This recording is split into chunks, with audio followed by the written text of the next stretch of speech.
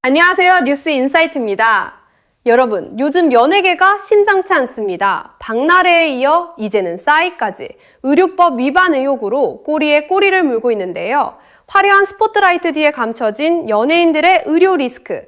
이게 과연 개인의 일탈일까요? 아니면 연예계 전반의 구조적 문제일까요? 만약 여러분도 이번 사태가 단순한 개인 일탈이 아니라 연예계 시스템의 문제라고 생각하신다면 좋아요와 구독 버튼을 눌러주세요. 여러분의 의견이 궁금합니다. 먼저 박나래 사건부터 정리해볼까요? 매니저 갑질 논란으로 시작된 이 사건은 점점 더 심각한 국면으로 치닫고 있습니다. 전 매니저들이 폭로한 내용 중에 이른바 주사이모라는 인물이 등장하는데요. 이 주사이모는 박나래에게 일산의 한 오피스텔, 차량 안, 심지어 해외 촬영장까지 찾아가 수액 주사를 놔줬다고 합니다. 더 놀라운 건 항우울제 같은 전문의약품까지 처방전 없이 전달했다는 정황이 포착됐다는 거죠. 박나래 측은 처음엔 의사 면허가 있는 분으로 알고 왕진을 요청했다고 해명했습니다.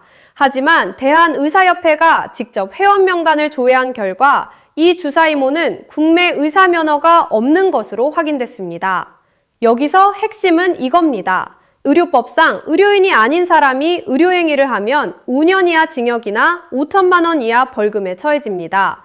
그리고 의료행위를 받은 당사자도 불법인 줄 알고 적극적으로 요청했다면 공범으로 처벌받을 수 있다는 게 보건복지부의 입장입니다. 그런데 말이죠. 방송 관계자의 증언이 더 흥미롭습니다.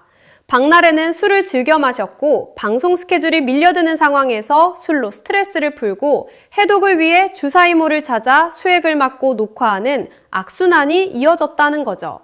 방송 스케줄을 줄이든 술을 줄이든 해야 했는데 둘 다 포기하지 못한 결과라는 겁니다. 그런데 박나래 사건이 채 가라앉기도 전에 이번엔 싸이가 같은 의혹에 휘말렸습니다.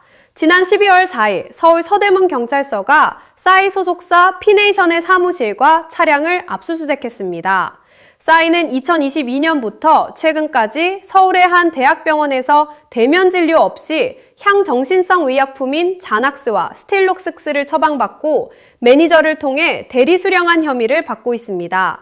자낙스와 스틸록스, 이 약들은 수면장애와 불안장애, 우울증 치료에 사용되는 향정신성 의약품입니다.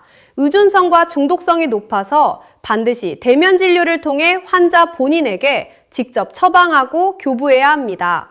경찰은 싸이의 휴대전화를 확보해 디지털 포렌식 작업을 진행 중이고 비대면 처방과 대리 수령 관련 자료를 확보하고 있습니다. 조만간 싸이를 직접 소환해 조사할 것으로 보입니다.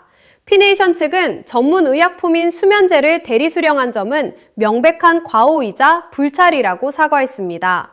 하지만 수면제 복용은 의료진의 지도하에 정해진 용량을 처방받아 복용했으며 대리 처방은 없었다고 선을 그었죠. 사실 이런 일이 처음은 아닙니다. 2019년에 배우 하정우도 비슷한 일로 곤욕을 치렀죠. 하정우는 향정신성 의약품인 프로포폴을 불법 투약한 혐의로 기소됐고 친동생과 매니저 이름을 빌려 차명으로 진료를 받았다는 의혹도 받았습니다. 결국 벌금 3천만 원형을 선고받았죠. 여기서 우리가 주목해야 할 건 이게 단순히 몇몇 연예인의 일탈이 아니라는 겁니다. 20년 경력의 한 연예 관계자는 이렇게 말했습니다. 매니저 대리 수령은 연예계에서 공공연한 일이다. 명백한 의료법 위반이지만 얼굴이 알려진 연예인들은 일반 환자들과 함께 병원에서 대기하고 약을 받는 걸 꺼린다. 더 충격적인 건 이 말입니다. 들켜도 벌금형이고 잠시 자숙하고 복귀하면 된다고 생각하기 때문에 이름이 알려진 연예인들 사이에서는 들키지만 않으면 괜찮다는 분위기가 만연하다. 그런데 한 가지 의문이 들지 않나요? 왜 성공한 연예인들이 향정신성 의약품에 의존하는 걸까요? 연예 관계자들의 공통된 지적은 이겁니다. 정상의 자리에 오른 연예인들조차 불안감을 고소하며 잠을 이루지 못해 수면제 용량을 늘리다 보니 일반 환자들의 이목 때문에 대리 수령이 이어졌다는 거죠. 생각해보세요. 매일 카메라 앞에 서야 하고 대중의 평가에 노출되고 한 번의 실수도 용납되지 않는 환경. 방송 스케줄은 빽빽하고 언제 인기가 식을지 모른다는 불안감까지. 이런 상황에서 수면제에 의존하게 되고 병원에 가면 사진이 찍히고 기사가 날까봐 두려워 매니저를 통해 약을 받게 되는 거죠. 하지만 이건 명백한 악순환입니다. 향정신성 의약품은 의존성과 중독성이 강해서 의사의 철저한 관리 없이 복용하면 더 큰 문제로 이어질 수 있습니다. 이번 사건들을 계기로 연예계 전반에 수사가 확대될 가능성이 높습니다. 박나래의 주사 이모가 누구와 연락했는지, 어떤 약물을 어디서 조달했는지 조사가 시작되면 더 많은 연예인들이 엮일 수 있습니다. 이미 온라인에서는 확인되지 않은 주사 이모, 연예인 리스트가 돌아다니고 있어 2차 피해가 우려되고 있죠. 하지만 이번 기회에 연예계의 부조적 문제를 바로잡을 수 있다면 오히려 긍정적인 변화의 계기가 될 수도 있습니다. 첫째, 연예인들도 일반 환자처럼 안전하게 의료 서비스를 받을 수 있는 프라이버시 보호 시스템이 필요합니다. 둘째, 소속사와 방송사가 연예인들의 건강 관리에 더 책임을 가져야 합니다. 무리한 스케줄을 강요하고 건강 문제를 묵인하는 관행을 바꿔야 하죠. 셋째, 의료계도 유명인 환자에 대한 적절한 진료 가이드라인을 마련해야 합니다. 프라이버시는 보호하되 법은 지킬 수 있는 시스템 말이죠.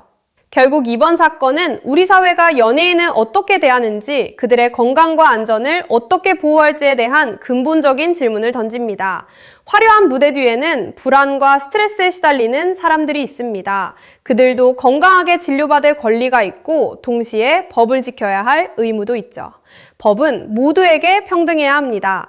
유명하다고 예외가 될 수 없고 들키지 않으면 괜찮다는 인식이 바뀌어야 합니다. 오늘 이야기가 여러분께 의미 있었다면 좋아요와 구독 부탁드립니다. 연예계의 의료 리스크, 과연 어떻게 해결될까요? 다음 영상에서 또 만나요. 뉴스 인사이트였습니다.